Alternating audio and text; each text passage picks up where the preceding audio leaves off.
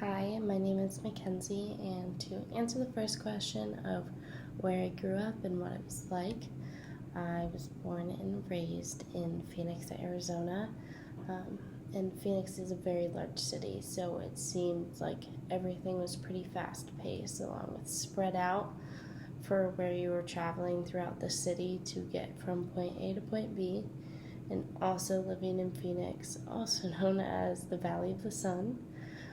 You get used to the extremely high temperatures that are experienced throughout most of the year here.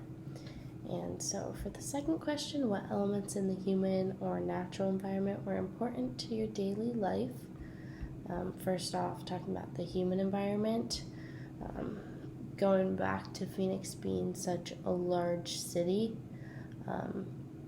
you find yourself traveling a ton, and there's so much infrastructure, and there's so many people populating this city that you find yourself traveling and getting stuck in traffic, usually most days, and sometimes, depending on the time, you could be stuck in traffic for hours at a time. So just how our city is laid out and the infrastructure and the amount of people here, that human environment definitely played a significant role on daily life.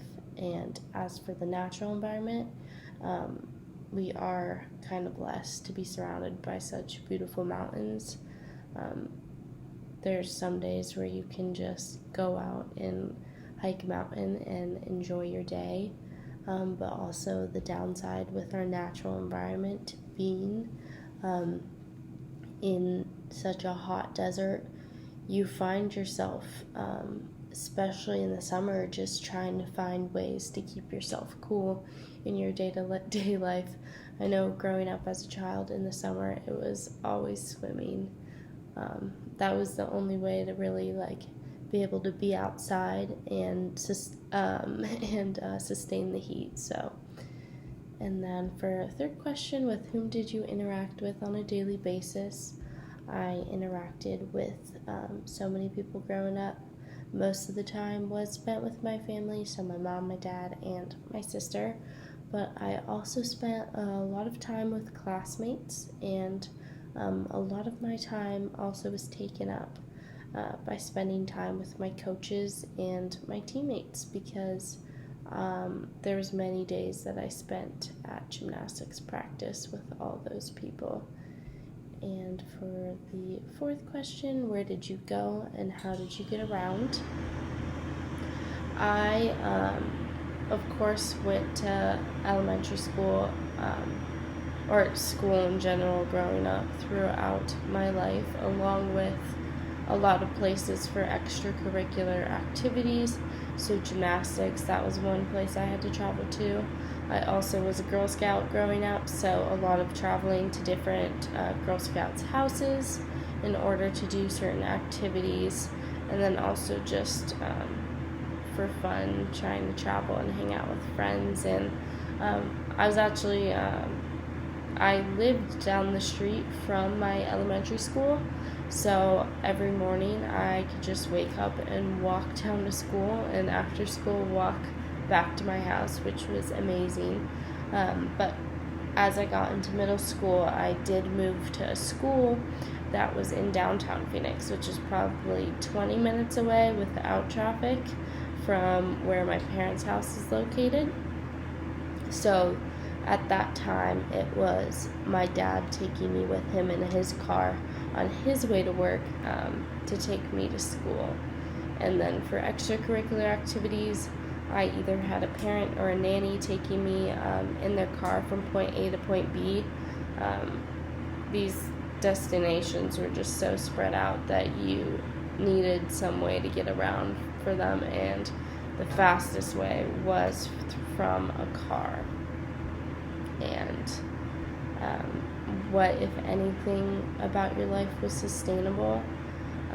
I would definitely say that I was most sustainable when I was younger, especially in elementary school, even though you didn't think back then that you were being sustainable. You didn't even know what that really meant. that's where I find myself looking back and seeing that I was most sustainable, because I would walk to school every morning and afternoon, so that would save my parents from having to take me in their car with them or from having to take any other sort of transportation. And if I didn't want to walk, I could always bike and be there like a minute earlier. So that was a part of my life that was pretty sustainable. But that did change as I got older and places I went started to spread out. So I needed a car for that, and then especially when I got my license, a lot of my time was spent in the car by myself, driving from school to extracurriculars, back home, to friends' houses, all of that. And another part of my life that I think was sustainable is my parents did teach me and my sister to be as sustainable as possible, especially with like energy conservation. It was always making sure to turn everything off if we weren't using it, and also they never wanted us to waste food, because we were blessed to have that food available to us, and they had spent money on it. So always to just finish our plates and everything like that, which is a sustainable way of thinking. And I do think my past affects my vision for the future and the way I choose to live my life today. I've developed a care to protect the desert around us in Phoenix, growing up in such a heavy infrastructure place.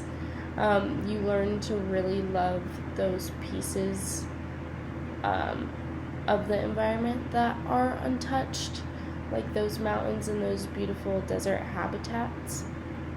And so today I think more about ways that I can save those lands that aren't being touched and that people do want to touch and take over and change, and which would ultimately lead to the destruction of habitats and ecosystems.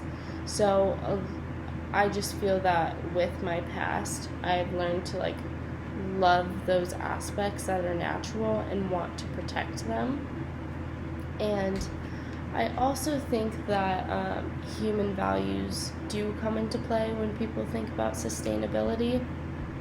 I think everyone has their own moral values, which can then lead to how they perceive sustainability, or what they think their individual role in sustainability is, if they even believe in being sustainable themselves.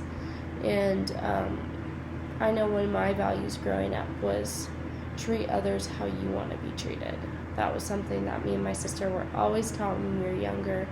And I think even just that moral value has stretched into my view of sustainability, because no one wants to live in a world where resources are depleted and all natural lands and ecosystems are reconstructed by human infrastructure, because the earth can't even live that way. The earth can't live with all those resources being taken out of them for human purpose, but also then if those resources aren't renewable, then we're just taking away from everyone on earth. And so I think that leads to my own individual motivation to be sustainable, so that I can protect those resources and those lands, not only just for myself to live a better life, but also for everyone. Everyone on earth needs those resources to live. So the way to do that is to find renewable resources so that we all can live on earth and be happy and just survive. So